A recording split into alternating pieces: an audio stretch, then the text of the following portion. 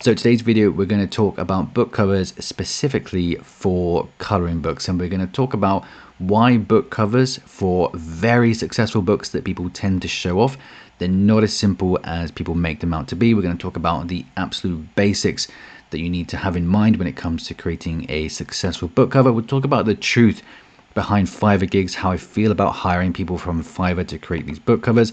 Then we're going to go into some coloring book cover hacks that I've found that have worked for me over the last couple of years that massively increased the amount of clicks and sales that I got to my coloring books. Then we're going to talk about two huge factors that I think almost everyone misses when they try and get into these big beautiful low BSR coloring book niches. And then we're going to talk about what the best way is to actually progress to having better book covers. So if you're new to the channel, my name is Chris. I pretty much exclusively now at this point only publish coloring books, and I've been building up a brand for the last 2 years. Through Amazon specifically, we're selling around 100 paid paperback units each day. At the start of this year so far, we've had nearly 4,000 units processed, as you can see. So the goal of my channel has been to bring a level of transparency that I think the YouTube domain has been desperately crying out for. And we're going to start today by talking about some of the realities when it comes to selling coloring books and getting into these big niches and seeing these type of big sales that we've seen thrown around on YouTube all the time. So let's get into this and talk about whether these book covers for these coloring book niches that you see all over YouTube, like the ones by Vivi Tinter, Jade Summer, Coco Wire, are they really that simple to create? Now, I've watched a lot of videos about this, and I can always tell when people aren't actively doing this themselves, because they'll showcase a book cover like this and say how simple it is, and maybe you can get this done from Fiverr, $10, $20, $30 max. But what people come back with is something like this here, which is obviously, well, in my opinion, this is very amateur. This has been created by AI. There's very little thought that goes into this. And the importance here when it comes to selling and making huge sales in these niches is that you understand how to bridge the gap between this type of book cover and this cover here. While it might not be immediately obvious what the differences are, these subtle differences that create this type of book cover, that add up to make this type of book cover, they will make huge differences for the amount of people that click on your book and therefore have a higher chance of selling your book. So really, in these big boy niches, these book covers, while they're simple by nature, they are really not simple to create. In today's video, I'm going to show you how you can take some steps toward this level of quality. So let's talk about basic hierarchy of a book cover and considerations. Now, one thing to note here is that I'm not a cover designer, I'm not a graphic designer. I'm just someone who has spent a very, very, very long time looking at book covers, selling books, uploading books, seeing what gets clicks, seeing what doesn't get clicks. And I think what I've come to conclude are the following things. So we need to make sure that we have a big, bold, and easy to read title. We need to have contrasting colors. We need to make sure that there's no clutter on our book cover. So way too many elements going on, too many different font types, too many different types of colors, just way too many different things on the book cover. It makes for a visual clutter that your brain can't process. So we're going to give some examples in just a second. And of course, your book cover needs to be in theme with the vibe of your niche. And this is what the basic structure of a book cover is going to look like. So what we'll do after this is we're going to take a look specifically at coloring books, because I think they're slightly different. There is a lot of room for creativity with coloring book covers, but it's got to be done in a specific way. And what I've noticed, the commonalities across book covers that sell extremely well, my book covers, they all kind of have a few things in common that we're going to talk about. So this is going to be the basic structure here. You're going to have this area of the page is going to be read first. So this is going to be the title probably for your book. You're going to have nice contrasting colors. Then your eyes are going to move down to this section here, which is probably going to be whatever image you decide to use for your book cover. Then at the bottom here, your eyes are going to go to this, which is probably going to be your pen name. And then if you have text at the top, that's going to be the last place that people read. So that is the absolute basics. Now, before we get into these special hacks, what I want to talk about is Fiverr gigs, because this is something that I feel quite passionate about. I've got my opinions here, and I've hired people from Fiverr and other places like this before. And when we're seeing people showcase these mega niches that are making tons and tons of money, Coco Wine, Vivi Tinta, there's loads more of these really awesome coloring book brands coming through. Are the top sellers, are they really buying gigs from Fiverr? I don't think so. I don't think there's any top publisher that is hiring people for $5, $10, $20, $30 through Fiverr and seeing massive success. I'm not saying that some of the covers you can get from Fiverr are bad. I just think, and from my experience of hiring a lot of people over the years, is that it's really unlikely that they're using Fiverr gigs. And what I found is that you kind of always get what you get from hiring someone for Fiverr. I've paid up to, I think, nearly $100 for people from Fiverr. Again, it's been okay, but it's just had something missing. And one thing, and this is so important, if you ever see like a niche video that says, oh, this niche makes $2,000 a day, $2,000 a week, $20,000, $1 million a month, like trying to get into these niches is an amazing thing. I think it's a great way if you're going to build a coloring book pen name, a brand. I think they're amazing niches with so much potential. They're the ones that I get into. They're the ones that I talk about in my membership and showcase. They're awesome, right? But trying to get into these niches with just an okay or a good enough cover is a fool's pursuit, because you will probably lose time, you'll probably lose money, you're going to get demotivated, pissed off, and you're probably going to quit the whole publishing thing. So before I move on, just a very small rant about this. Now, if someone told you that for coloring books, one of the most important things that you can do is focus on creating a better book cover, would you actually do that? If it meant that you're going to go from 1 sale a month to 1,000 sales a month, or 4,000 sales, or 500, whatever that number is that makes you feel good. If someone told you that factually you had to work on that area of the business specifically, would you do it? Because what I see people doing is that they're willing to spend years pumping out shit onto Amazon, writing down keywords in Excel sheets, twiddling with things on Canva and back-end keywords, buying niche research tools. But one thing people for some reason are not willing to learn is how to progress with the book covers, which is more important than all of those things, especially in these niches. So if that's the case, ask yourself, are you willing to do what it takes to make your book covers better? Which of course we're going to talk about as we go through this video. So for me, the covers aren't good enough when it comes to hiring people from Fiverr or making a tiny bit of effort, like a day's work that's been put into one of these coloring books. And what people will have you believe is that you don't have enough reviews on your book, so you need to have X amount of reviews on your book, and then you can test to see if the book is good enough, which is not true, especially for coloring books, the coloring book niches. You just need to have an amazing cover that makes sense for your book. Obviously, you need to have unique selling point, all those good things that we talk about, a little bit of advertising spend, or probably a decent amount of advertising spend. You need to have all of that going for you, and it starts with the book cover. It's the entry to the sale, it's the click, it's your organic sales.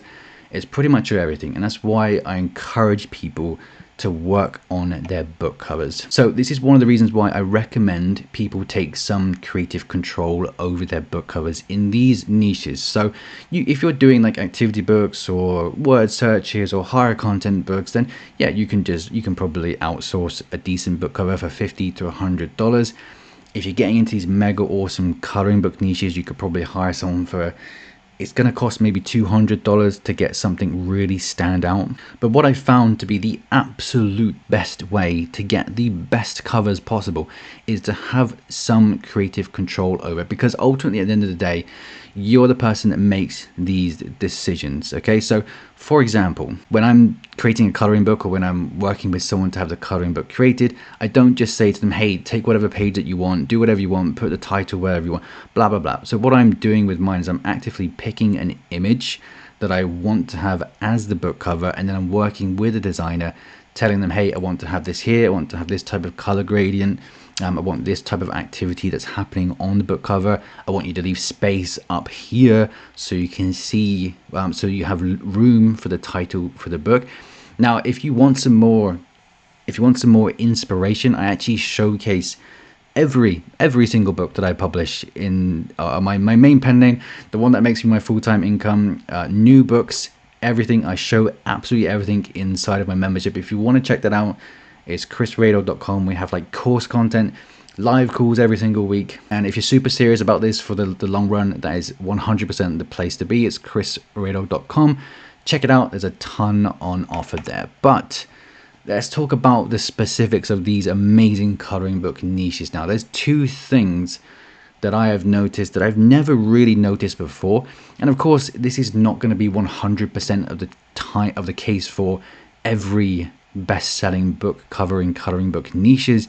But something big that I've noticed is that there are too many colors being used in people's books. And I look at people inside the membership, they post their book covers to get feedback on. And I look at some of them and I think I can't quite put my finger on it. Until recently, a lot of people use way too many different colors, and it causes this visual eye fuck. And it just looks messy. So using way too many colors. And what I found, a commonality across book covers that sell well, including across my own pen name, is that they kind of stick to this one type of color palette. I can't explain it too much at the moment. Only one thing to consider is to not use too many colors that take your eye all over the place. So the second big thing is that nothing interesting is happening. I've seen a lot of people trying to get into these niches, hiring people from Fiverr, hiring people from Upwork, creating the book covers themselves, using asset packs, but nothing interesting is happening on the book cover to make people click it. So if we were to revisit these two pages again, in fact, I'm going to give you a different example here. Let's take a look at one of the Jade Summer books. I know it's one of these extreme examples because Jade Summer are obviously doing very well, but let's pair this back up against the book that we looked at originally. So what I'd like to see, and again, it's not going to be 100% of the time, is there to be some kind of movement or suggested movement, should we say, on the book cover. Obviously, they're doing the whatever dance aerobic type of thing they're doing here. These ones are just sat still. I'm not saying this doesn't work, but there's a ton that goes into these type of book covers that these book covers are missing out on. So we're talking about subtle things that add up to make a huge difference. So like this kind of gradient effect in the background with these kind of sparkles in the background. We got the outline working for the title of the book. We've got much better illustrations with this kind of movement. And what I encourage people to do is to just try and tap into that creative side of your mind when it comes to having a book cover made. So whether you're doing it yourself, whether you're outsourcing it or using AI, whatever the case is, think about something that is going to look interesting, okay, with this type of movement, with this kind of cute things going on. Whereas this here, like everything down to the faces of the animals, the composition of the cover, just for me, it just doesn't feel quite right. It doesn't have that vibe. It doesn't have this kind of shading effects that we got going on here. So this simple book cover, whilst it is simple, it's bad. Now, whilst this is simple, it's good and effective. And all these little techniques, they add up to creating really visually awesome book covers. Now, it is my belief and my goal that it is actually not that hard to get from this stage to this stage here. I truly believe that. So if you are interested in taking your publishing business to the next level, or if you're just starting off, the Raydog membership, in my opinion, is the absolute best place that you can be. We have an amazing Discord community where you can come in, you can get feedback from me, you can get feedback from other successful sellers as well, you can get feedback from beginners whose insights are, of course, very valuable as well. And every Friday we do live group calls that get recorded. So if you missed any, or if you just want to join the membership, you can go back and watch tons of these. We talk about using AI to color the interiors for your books so that you can have an amazing looking book cover without actually having to hire someone for hundreds and hundreds of dollars. We showcase this. I showcase every single book that I publish so people can see how I implement this into my books as well. We also have dedicated sessions to the secret touches to book covers, kind of like what we're talking about in this video today, but we go into more detail with text effects and things like this. And we're always talking about this to publishers to make sure that they understand what it takes to create these amazing book covers. And of course, inside the membership, we have pretty much everything if you're just getting started. So from beginner to advanced, if you're just getting started, we have a section dedicated to that goes over the basics. We have course content on niche research, keyword research, launching your book, ads, mastery sections, mastering your metrics for your advertising campaigns, case studies, and of course the live chats get recorded. And of course, on top of that, the Discord group where there's a ton of feedback, an amazing place to be. If you want to check it out, it's chrisraydog.com. It's going to be linked in the description below. So back on track here, we're going to talk about these type of niches that get showcased on YouTube quite a lot, the ones that do have a lot of potential to make a lot of money, but almost everyone does it completely wrong. So we'll look at a couple examples here that I like and some that I don't like, and we'll talk about that color and we'll talk about the movement, for example. Okay, so as a new book, just the first one that I've seen on the new release, I actually like this one here. I'm going to just showcase this now very quickly in a new window, and then we're going to take a look at something like this here and this here as bad examples. Okay, so let's just come over and take a look. Now what I'm talking about when it comes to movement, there is some form of suggested movement here. I actually really like this. It's not the best book cover ever. I'd give it a 7.5 out of 10, but I really like that there's some kind of movement here, and it makes the image look interesting. Of course, the color palette is in theme with this type of niche as well. Now if we're looking at something that I really don't like, and I showcased this in the last call that I did, I'm very sorry if this is your book. I don't like doing this, but what I'm talking about is there's way too many colors going on, and it just illogical placement of these colors as well. So for example, we've got red, and this is not pastel-y enough to work. The illustrations aren't good enough. There's nothing interesting happening on this. No kind of effects on the backgrounds here. We have brown, we have yellow, we have black, we have blue, we have white, red, pink, another type of pink. We have this one here. This character is upset and it blends in with the background. This one also kind of blends in with the background. We don't know what they're holding. The images aren't cute. There's just so many things wrong with this, and it has no chance of making any sales in my opinion. They've probably hired someone for a few $100s to create what is pretty average looking interiors as well. And this is the sad part, is that we get misled into thinking that the niches are just going to carry us to a ton of money. We don't have to focus on what really matters. So what this publisher has probably done, for example, is that they focused on getting into this niche. They focused on probably keywords and shit like that. Yep, there's loads of like keywords in here. They paid probably a decent amount to have this done. They probably run advertising campaigns, and they're probably thinking, fuck man, like Amazon is so saturated, my book isn't getting seen. Your book isn't getting seen because it sucks, man, right? And this is the thing that we need to really understand with these niches, because there are some changes we could have made to all of this to make the book cover much more appealing, to get those clicks. And I've always said to people, your book cover is your organic sales, right?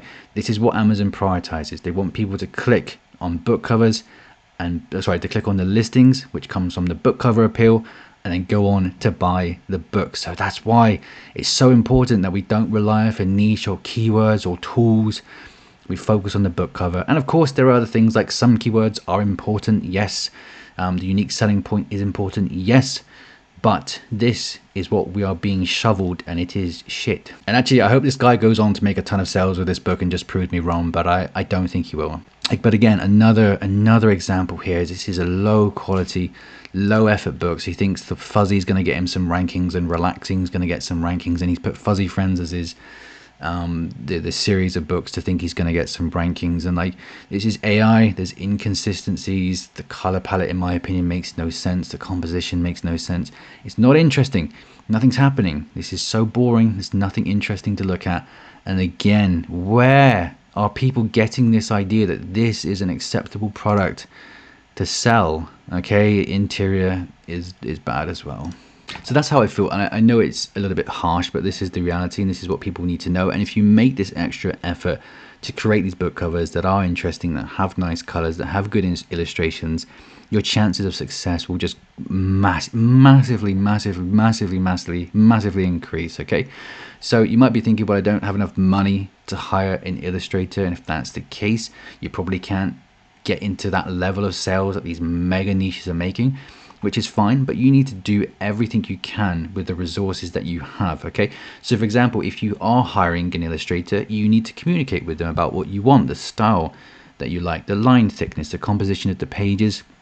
You need to have some of that creative control. Now, if you're using asset packs, for example, is it good enough to just put something together and then have someone do a really amateur coloring job of it? No, it's not good enough. So for example, what I discussed inside the membership is using AI to take images like this here and then transform them into much more interesting images like this here. So there's a few things we've considered here about the text, how we've done this using certain AI. We talk about this in all the membership a lot of the membership tools. We're discussing how to make this. So this is a really low budget pursuit. So there are ways, even if you don't have that investment, there are ways to make your book cover stand out. So like I say, utilizing AI, practicing if you want. Like if you're not ready, get into these mega niches, then that doesn't matter. The worst thing that people can do is try and get into these niches, not have an understanding of whether their book covers are any good or not, pump a ton of money into the interiors, the advertising, etc.